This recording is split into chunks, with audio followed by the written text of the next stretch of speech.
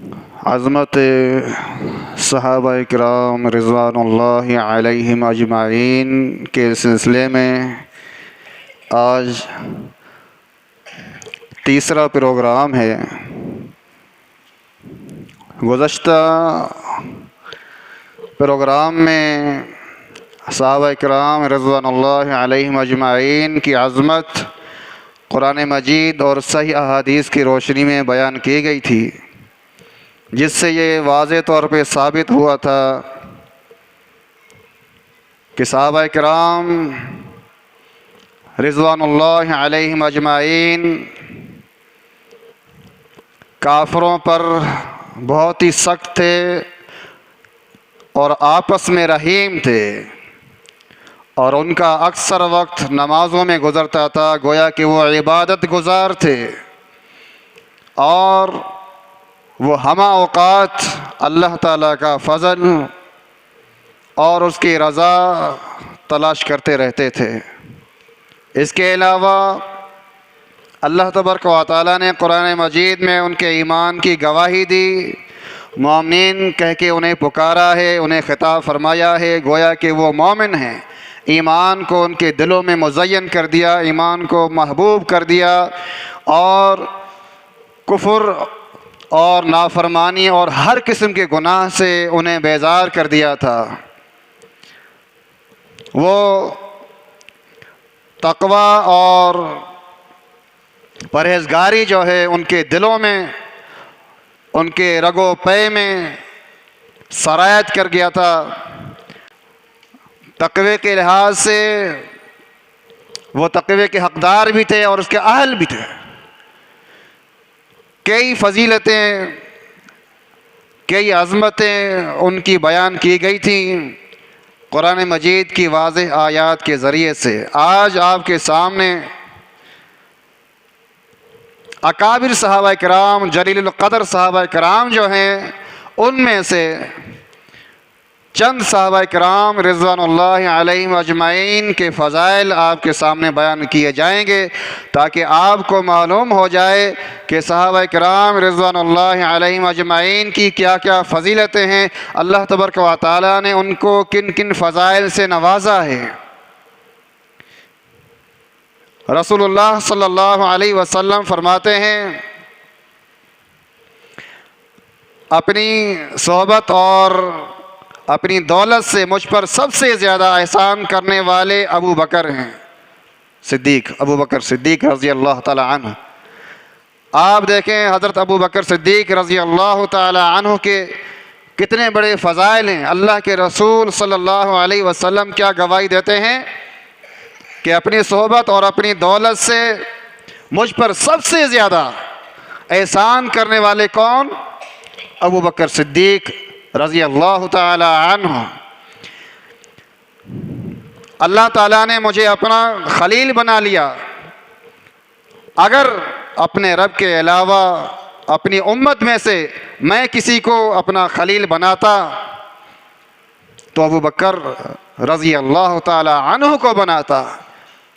اللہ کے رسول صلی اللہ علیہ وسلم کتنی بڑی فضیلت بیان فرما رہے ہیں حضرت ابو بکر صدیق رضی اللہ تعالی عنہ کی۔ فرمایا لیکن اسلامی اخوت اور محبت ہی کیا کم ہے؟ یہ بھی بہت بڑی چیز ہے۔ فرمایا مسجد میں جتنے بھی کھلنے والے دروازے ہیں وہ تمام دروازے بند کر دیے جائیں سوائے ابو بکر صدیق رضی اللہ تعالی عنہ کے دروازے کے۔ گویا کہ ابو بکر صدیق رضی اللہ تعالی عنہ کی ہستی وہ شخصیت ہیں کہ جن کا دروازہ بند نہیں کیا جا سکتا۔ اللہ کے رسول صلی اللہ علیہ وسلم نے واضح طور پہ ان کی فضیلت بیان فرمائی ہے، اور یہ صحیح بخاری اور صحیح مسلم میں احادیث موجود ہیں۔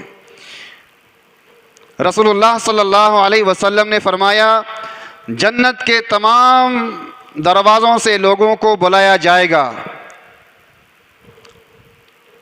نمازی کو نماز کے دروازے سے، اور مجاہد کو جہاد کے دروازے سے، روزے دار کو باب ریان کے دروازے سے، اور صدقہ دینے والے کو باب صدقہ سے۔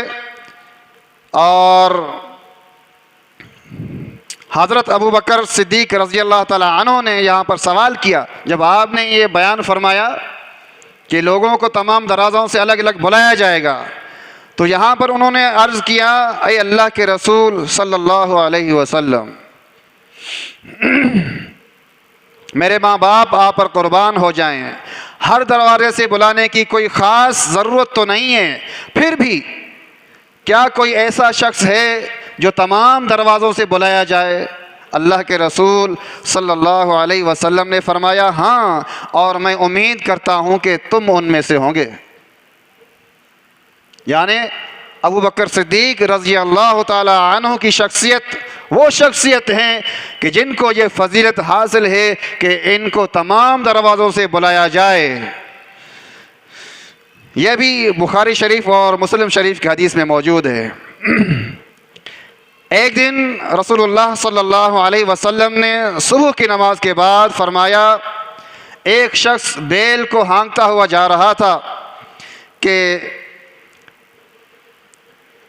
اسی اثناء میں سفر میں وہ اس بیل پر سوار ہو گیا، چڑھ کے بیٹھ گیا اور اس کو مارا۔ بیل نے کہا، ہم اس لیے پیدا نہیں کیے گئے کہ ہم پر سواری کی جائے، بلکہ ہم تو کھیتی باڑی کے لیے پیدا کیے گئے ہیں۔ لوگوں نے یہاں سوال کیا، سبحان اللہ، کیا بیل بھی بات کرتا ہے؟ یہ بڑی بات ہے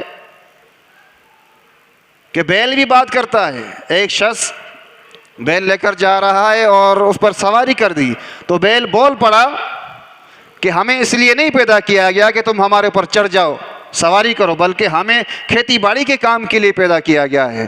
اب یہ جب اللہ کے رسول صلی اللہ علیہ وسلم نے بیان فرمایا، یہ فجر کے بعد کا واقعہ ہے کہ فجر کی نماز کے بعد اللہ کے نبی صلی اللہ علیہ وسلم نے یہ بیان فرمایا، تو لوگ تعجب سے کہنے لگے، سبحان اللہ، کیا بیل بھی بات کرتا ہے؟ رسول اللہ صلی اللہ علیہ وسلم نے فرمایا، میں اس پر ایمان لاتا ہوں اور ابو بکر اور عمر بھی ایمان لاتے ہیں۔ آپ دیکھیں کہ آپ صلی اللہ علیہ وسلم نے ابو بکر اور عمر کا نام لیا، حالانکہ وہ وہاں موجود نہیں تھے۔ پھر آپ نے فرمایا، ایک شخص اپنی بکریوں کے پاس سے تھا کہ اسی اثناء میں ایک بھیڑیے نے حملہ کیا اور ایک بکری کو لے گیا۔ اس شخص نے اس بکری کو چھڑا لیا، تو اس بھیڑیے نے کیا کہا؟ بھیڑیے نے کہا، درندوں کے دن ان کی نگرانی کون کرے گا جس دن سوائے میرے کوئی ان کا نگران نہیں ہوگا۔ یہ کون کہہ رہا ہے؟ بھیڑیا۔ تو یہ جب بات ہوئی تو لوگوں نے تعجب سے کہا، سبحان اللہ، بھیڑیا بھی بات کرتا ہے۔ رسول اللہ صلی اللہ علیہ وسلم نے فرمایا، میں اس پر ایمان لاتا ہوں اور ابو بکر رضی اللہ تعالی عنہ ایمان لاتے ہیں اور عمر بھی رضی اللہ تعالی عنہ ایمان لاتے ہیں۔ یہ حدیث بھی بخاری شریف اور صحیح مسلم میں موجود ہے۔ آپ دیکھیں اس حدیث میں حضرت ابو بکر صدیق رضی اللہ تعالی عنہ کی قوت ایمانی اور صدیقیت کی کتنی زبردست شہادت دی گئی ہے۔ یقیناً وہ اس قابل تھے کہ رسول اللہ صلی اللہ علیہ وسلم کے بعد وہ خلیفہ بنے۔ اصحاب صفا میں سے 3 آدمیوں کی دعوت کا ایک واقعہ ابو بکر صدیق رضی اللہ تعالی عنہ کی زندگی میں گزرا، تو وہاں پر اس موقع پر رسول اللہ صلی اللہ علیہ وسلم نے حضرت ابو بکر صدیق رضی اللہ تعالی عنہ سے فرمایا تھا، تم سب سے بہتر ہو، تم سب سے بہتر شخصیت۔ کیوں کہا تھا؟ کہ انہوں نے مہمان نوازی کی تھی۔ اس موقع پر اللہ کے نبی صلی اللہ علیہ وسلم نے انہیں یہ خطاب دیا، یہ لقب دیا، یہ فضیلت بیان فرمائی کہ اے ابو بکر صدیق رضی اللہ تعالی عنہ، آپ سب سے بہتر ہیں، یعنی لوگوں میں بہتر ہیں۔ مسلم شریف کی حدیث موجود ہے۔ تو گویا کہ اس حدیث سے بھی حضرت ابو بکر صدیق رضی اللہ تعالی عنہ کی فضیلت معلوم ہوتی ہے۔ ایک اور مقام پہ رسول اللہ صلی اللہ علیہ وسلم فرماتے ہیں، بخاری شریف کی حدیث ہے، آپ نے فرمایا لوگو اللہ نے مجھے تمہاری طرف رسول بنا کر بھیجا، تم نے تکذیب کی، اور ابو بکر صدیق رضی اللہ تعالی عنہ نے تصدیق کی، پھر اپنی جان اور مال سے میری مدد بھی کی، تو کیا تم میرے بعد میری خاطر میرے دوست کو نہیں چھوڑو گے؟ یعنی میری خاطر اسے کسی قسم کا رنج یا صدمہ نہ پہنچانا۔ یہ مقصد تھا کہ ایسی شخصیت کہ جس وقت تم سب نے مجھے جھٹلایا تھا اور انہوں نے مجھے میری تصدیق کی اور میری مال سے اور جان سے میری مدد کی ہے، کیا اس کو تم اذیت دو گے؟ کیا اس کو تکلیف دو گے؟ نہیں، فرمایا تو میری خاطر یعنی میری وجہ سے تمہیں چاہیے کہ ان کو کسی قسم کا صدمہ نہ پہنچاؤ، کسی قسم کی انہیں تکلیف نہ پہنچاؤ۔ یہ فرمان سننے کے بعد پھر کسی نے بھی حضرت ابو بکر صدیق رضی اللہ تعالی عنہ کو تکلیف نہیں پہنچائی۔ بخاری شریف میں حدیث موجود ہے۔ یہ بھی آپ دیکھیں، بھلا جو شخص نازک ترین دور میں رسول اللہ صلی اللہ علیہ وسلم پر اپنی جان اور مال کو قربان کرے اور اس کے ایمان میں کسی قسم کا بھی شبہ ہو سکتا ہے، ایسا شخص جس نے نازک ترین حالات میں، کمزور ترین حالات میں، جب اللہ کے رسول صلی اللہ علیہ وسلم کو اس بات کی ضرورت تھی کہ ان کی مدد کی جائے، ان کا ساتھ دیا جائے، اس وقت ابو بکر صدیق رضی اللہ تعالی عنہ نے آپ کا ساتھ دیا اور مال اور جان کے ذریعے آپ کے ساتھ تعاون کیا، گویا کہ جانی اور مالی قربانی دی۔ تو ایسا شخص یقیناً اس قابل ہے کہ ان کے ایمان کی گواہی دینی چاہیے، ان کے ایمان میں کسی قسم کا شک و شبہ نہیں ہو سکتا۔ پھر مردوں میں سب سے زیادہ محبوب ترین شخصیت ابو بکر صدیق رضی اللہ تعالی عنہ ہے۔ اللہ کے رسول صلی اللہ علیہ وسلم کو محبوب ترین شخص تھے۔ حضرت عمرو بن عاص رضی اللہ تعالی عنہ کہتے ہیں، میں نے رسول اللہ صلی اللہ علیہ وسلم سے پوچھا کہ لوگوں میں آپ کا سب سے زیادہ محبوب شخص کون ہے؟ تو رسول اللہ صلی اللہ علیہ وسلم نے فرمایا عائشہ رضی اللہ تعالی عنہا، طاہرہ مطہرہ عفیفہ۔ پھر میں نے پوچھا کہ مردوں میں سب سے زیادہ محبوب کون ہے؟ اللہ کے رسول صلی اللہ علیہ وسلم نے فرمایا ان کے والد اما عائشہ رضی اللہ تعالی عنہا کے والد یعنی ابو بکر صدیق رضی اللہ تعالی عنہ۔ یہ بھی بخاری شریف میں حدیث موجود ہے۔ آپ دیکھیں کہ محبوب ترین شخص اللہ کے رسول صلی اللہ علیہ وسلم کے مردوں میں جو محبوب ہیں وہ ابو بکر صدیق ہیں، اور عورتوں میں جو سب سے زیادہ محبوب ہیں وہ اما عائشہ رضی اللہ تعالی عنہا۔ حضرت ابو بکر صدیق حضرت عمر رضی اللہ تعالی عنہ کی نظر میں بڑی اہمیت کے حامل تھے۔ حضرت عمر رضی اللہ تعالی عنہ حضرت ابو بکر کو ہمارے سردار کہا کرتے تھے، سیدنا، ہمارے سردار۔ کتنی بڑی اہمیت دی ہے۔ حضرت عمر رضی اللہ تعالی عنہ جب ان سے مخاطب ہوتے یا بات چیت کرتے تو کیا کہتے؟ سیدنا، یعنی وہ اپنا سردار مان دیتے ہیں ابو بکر صدیق رضی اللہ تعالی عنہ کو، اور سب سے بہتر خیال کرتے تھے ان کا۔ یہ بھی بخاری شریف میں حدیث موجود ہے۔ حضرت علی رضی اللہ تعالی عنہ کی نظر میں بھی ابو بکر صدیق رضی اللہ تعالی عنہ کی بہت بڑی منزلت ہے۔ حضرت علی سے جب پوچھا گیا، ان سے سوال کیا گیا کہ رسول اللہ صلی اللہ علیہ وسلم کے بعد سب سے بہتر کون شخص ہیں؟ غور سے سنیے گا، رسول اللہ صلی اللہ علیہ وسلم کے بعد سب سے بہتر شخص کون ہے؟ تو حضرت علی رضی اللہ تعالی عنہ کون؟ حضرت علی رضی اللہ تعالی عنہ نے فرمایا ابو بکر صدیق رضی اللہ تعالی عنہ ہے رسول اللہ صلی اللہ علیہ وسلم کے بعد سب سے بہتر شخص. یہ کون گواہی دے رہے ہیں؟ حضرت علی رضی اللہ تعالی عنہ، حضرت حسن اور حضرت حسین رضی اللہ تعالی عنہما کے والد محترم اور اللہ کے رسول صلی اللہ علیہ وسلم کے داماد ہیں. یہ بھی بخاری شریف میں حدیث موجود ہے. حضرت علی رضی اللہ تعالی عنہ ایک اور موقع پر حضرت ابو بکر صدیق رضی اللہ تعالی عنہ کو مخاطب کرتے ہوئے فرماتے ہیں یقیناً ہم آپ کی فضیلت اور جو بزرگی اللہ نے آپ کو دی ہے اس کے معترف ہیں، اور جو خیر اللہ نے آپ کو دی ہے اس پر آپ سے حسد نہیں کرتے. بخاری مسلم کی یہ حدیث موجود ہے.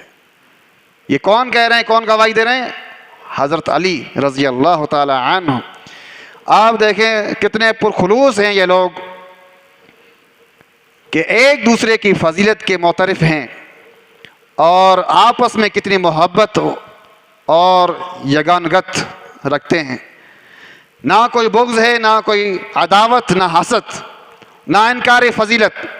دشمنان اسلام کچھ بھی کہیں اور کچھ بھی لکھیں، ان کی تقریروں اور تحریروں کی ان ٹھوس دلائل کی موجودگی میں ان کے مقابلے میں کوئی حقیقت نہیں رکھتی، ان کی کوئی حیثیت نہیں ہے. یہ سب تاریخی واقعات من گھڑت اور جھوٹے افسانے ہیں. قرآن و حدیث، قرآن مجید اور صحیح احادیث کے جو ٹھوس دلائل ہیں وہ ان سب پر بھاری ہیں. ابو بکر صدیق رضی اللہ تعالی عنہ کے گھر والے بھی آل ابو بکر صدیق رضی اللہ تعالی عنہ جو ہیں وہ بھی بابرکت شخصیات تھیں. حضرت ابو بکر رضی اللہ تعالی عنہ کی فضیلت کا کون معترف نہیں تھا؟ ایک مرتبہ ایک انصاری صحابی حضرت اسید بن حضیر رضی اللہ تعالی عنہ نے حضرت عائشہ صدیقہ طاہرہ مطہرہ عفیفہ کو مخاطب کر کے ہوئے کہا تھا اے آل ابو بکر رضی اللہ تعالی عنہ، یہ تمہاری پہلی برکت نہیں ہے.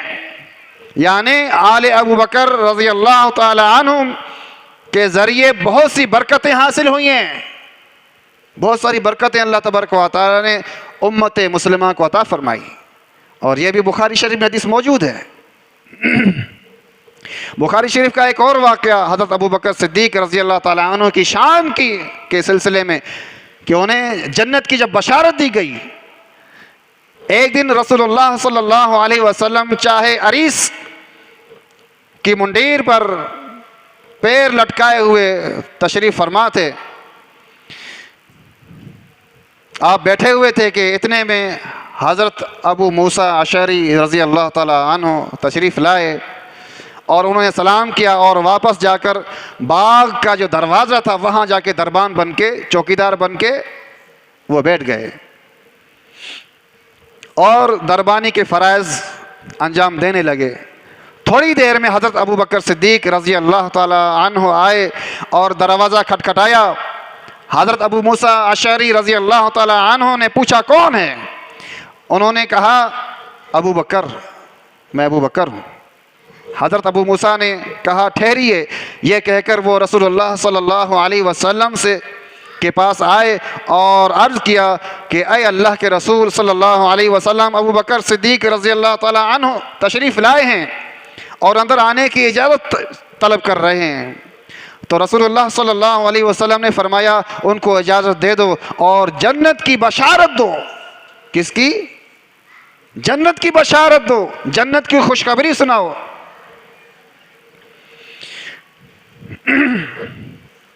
حضرت ابو موسیٰ اشعری رضی اللہ تعالی عنہ ابو بکر صدیق رضی اللہ تعالی عنہ سے انہوں نے کہا اندر آئیے، رسول اللہ صلی اللہ علیہ وسلم نے آپ کو جنت کی بشارت دے دی ہے. کس کی بشارت؟ جنت کی بشارت. حضرت ابو بکر صدیق رضی اللہ تعالی عنہ اندر آئے اور رسول اللہ صلی اللہ علیہ وسلم کی دائنی جانب آ کر بیٹھ گئے اور اپنے پیر دونوں پیر جو ہیں اسی طرح کنویں میں لٹکا دیے جس طرح رسول اللہ صلی اللہ علیہ وسلم نے اپنے پیر لٹکائے ہوئے تھے۔ دیکھیں سنت کی پیروی، یہ ہیں صحابہ کرام، یہ ہے ان کی قدر و منزلت، ان کی شان اس وجہ سے بلند ہوئی ہے کہ دیکھا کہ اللہ کے رسول صلی اللہ علیہ وسلم جس طریقے سے بیٹھے ہوئے ہیں میں بھی ویسے ہی بیٹھوں۔ وہ ایک ایک چیز کو نوٹ کر رہے ہیں۔ یہاں ایک اور چیز آئے گی آگے جا کر، وہ بھی آپ کو بتاؤں گا انشاءاللہ، کہ بیٹھنے میں بھی سنت کا طریقہ۔ اللہ کے رسول صلی اللہ علیہ وسلم کنویں کے منڈیر پر بیٹھے ہوئے پیر لٹکا کر، تو ابو بکر صدیق بھی آ کر بیٹھ گئے، ویسے ہی پیر لٹکا کے بیٹھ گئے۔ تو یہ ہے ان کی شان اور ان کی فضیلت۔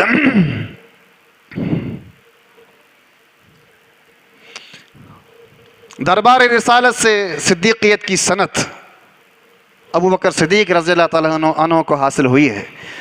ایک دن رسول اللہ صلی اللہ علیہ وسلم احد پہاڑ پر چڑھے اور آپ کے ساتھ حضرت ابو بکر صدیق رضی اللہ تعالیٰ عنہ تھے، اور حضرت عمر رضی اللہ تعالیٰ عنہ بھی تھے، اور حضرت عثمان رضی اللہ تعالیٰ عنہ بھی تھے۔ اتنے میں پہاڑ ہلنے لگا، تو رسول اللہ صلی اللہ علیہ وسلم نے فرمایا اے احد ٹھہر جا، تجھ پر ایک نبی، ایک صدیق اور 2 شہید ہیں۔ کون کون تھے؟ ابو بکر صدیق، حضرت عمر اور حضرت عثمان۔ حضرت عمر رضی اللہ تعالیٰ عنہ بھی شہادت کا درجہ پا چکے، اور حضرت عثمان رضی اللہ تعالیٰ عنہ بھی شہادت کا درجہ پا چکے۔ صدیق کون بنا؟ ابو بکر۔ تو یہ دربار رسالت سے انہیں صدیقیت کا لقب ملا ہے، جو ہم کہتے ہیں نا ابو بکر صدیق، تو اس لیے کہتے ہیں کہ اللہ کے نبی صلی اللہ علیہ وسلم نے یہ خود انہیں لقب دیا۔ جب یہ پہاڑ ہلنے لگا تو پہاڑ سے مخاطب ہو کے فرمایا خبردار ہو جاؤ، ٹھہر جاؤ، تم پر ایک نبی ہے، ایک صدیق ہے اور 2 شہید ہیں۔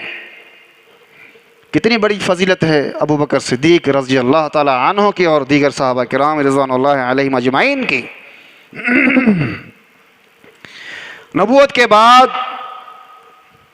صدیقیت ایمان کا اعلیٰ ترین درجہ ہے، یہ کوئی مذاق نہیں ہے، یہ کوئی معمولی بات نہیں ہے۔ آپ دیکھیں بھلا جس شخص کو رسول اللہ صلی اللہ علیہ وسلم کی زبان مبارک سے صدیقیت کی سند ملی ہو، اس کے ایمان میں کس قسم کا شبہ ہو سکتا ہے؟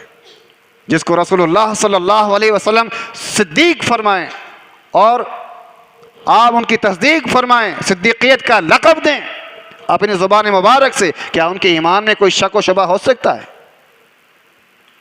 نہیں۔ ان کے ایمان میں شبہ کرنے والا مکذب رسول کہلائے گا، اور کوئی نہیں ہو سکتا۔ اسی طرح حضرت ابو بکر صدیق رضی اللہ تعالی عنہ کو قربت نبوی بھی حاصل ہے۔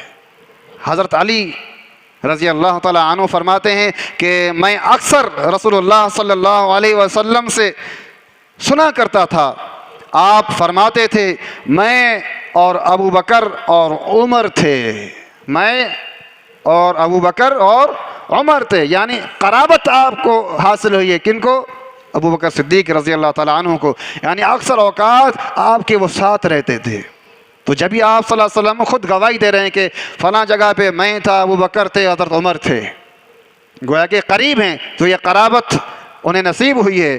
میں نے اور ابو بکر اور عمر نے کیا، یعنی کوئی کام ہوا تو اس بارے میں اکثر اللہ کے نبی صلی اللہ علیہ وسلم یہ فرمایا کرتے تھے کہ میں نے کیا، ابو بکر نے کیا اور عمر نے کیا، گویا کہ اپنے ساتھ رکھتے تھے۔